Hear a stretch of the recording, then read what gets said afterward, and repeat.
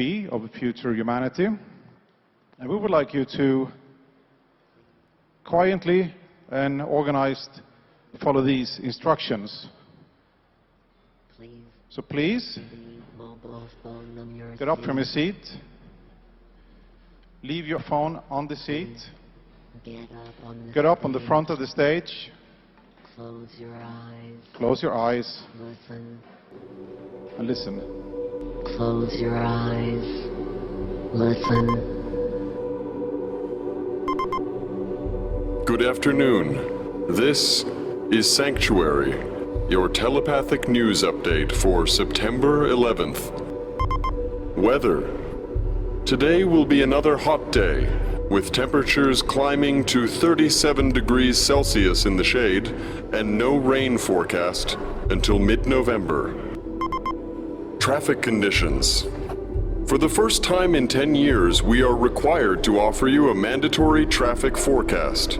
The anarchist group known as EXE has hacked the Central European Vehicle Network, maliciously reducing the minimum distance between vehicles to -2 centimeters. Drive safely.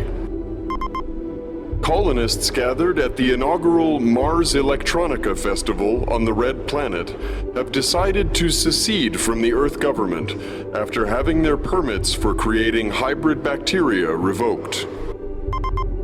After the last wild lowland gorilla was accidentally decapitated by a habitat protection drone in Gabon last year, scientists now agree that humans are the only remaining species of great ape to survive the 6th great extinction. Watch out for the riots in the Linz Central Square today, where crowds have gathered to protest the soaring price of organic beef to over 100 €100 per kilogram. Our artificially intelligent mayor, Linzbot, has retreated to his private neural network on Lake Attersee and could not be reached for comment. Elsewhere in Europe today, the Italian government has agreed to transform the flooded city of Venice into a hybrid nature refuge and aquaculture center, hoping to replicate the success of similar programs in Manhattan and Sydney. In Cairo, a world first today, a malfunctioning sex robot named Slim Jim has been declared end of life after strangling a customer in the city's red light district last month. Latest public opinion polling confirms that only 1% of the 780,000 citizens of Linz self-identify as delighted. Only 3% are capable of managing their mindfulness without help from wearable technology, and less than 5% believe they have access to sanctuary in their lives. This has been Sanctuary, your telepathic news update for September 11th.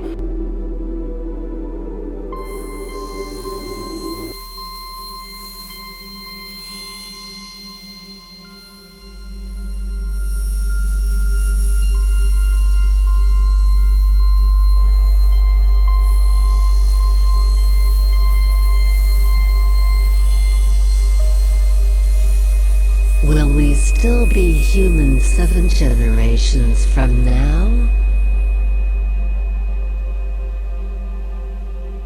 When are you at your most human? How do we become more human?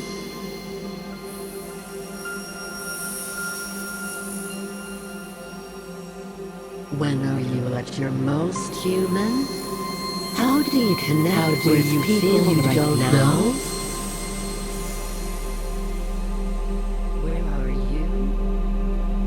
Where do you go to seek sanctuary? How far into the future can you imagine? Where do you go to seek sanctuary? When was the last time you were delighted? How present are you in this moment? How do you feel right now? Or do you feel connected? Where are you? Where do you go to seek sanctuary? When was the last time you were scared?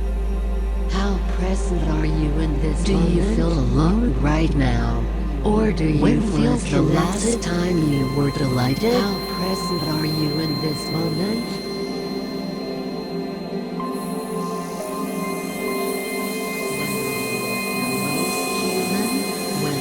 Why are you here? Do you feel alone right now? When was the last time you were scared? Will we still be human 7 generations from now? When are you at your least human? How do you feel right now? Does our technology make us more? Why are you here? How do we become more human? Where do you go to seek sanctuary? Does our technology make us more or less human? Will we still be human 7 generations from now? How do you connect with people you don't know?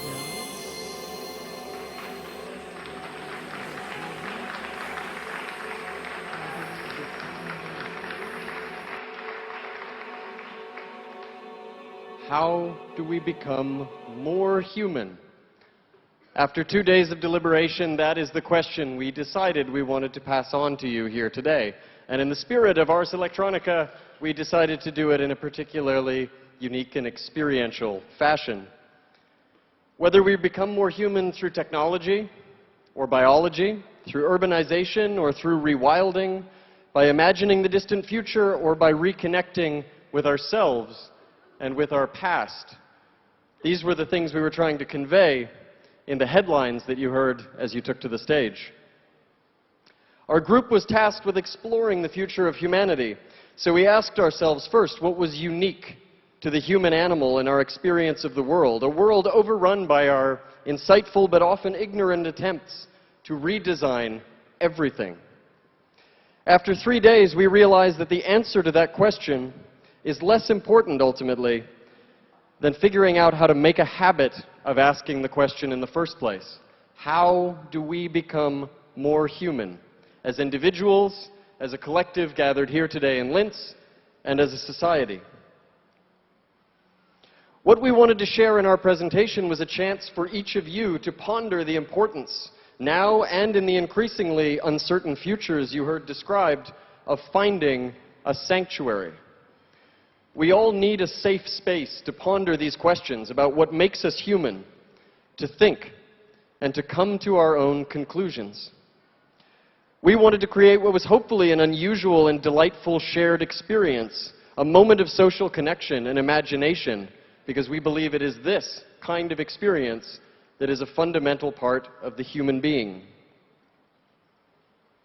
Shared experience and sanctuary, particularly sanctuary without technology, if you chose to leave your mobile phone and other devices at your seat. These are moments of unexpected delight and rarity in our society where we can feel at our most human.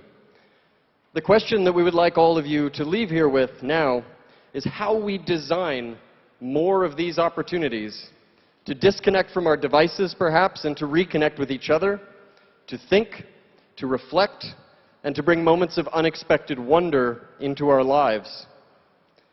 To move from data and information that seem to dominate our world and the interface we have with it, to the pursuit of knowledge, wisdom, and curiosity itself. Even in future scenarios where we embed technology into our bodies, into our minds, into our society, and into every aspect of our lives, the question remains, how do we become more human?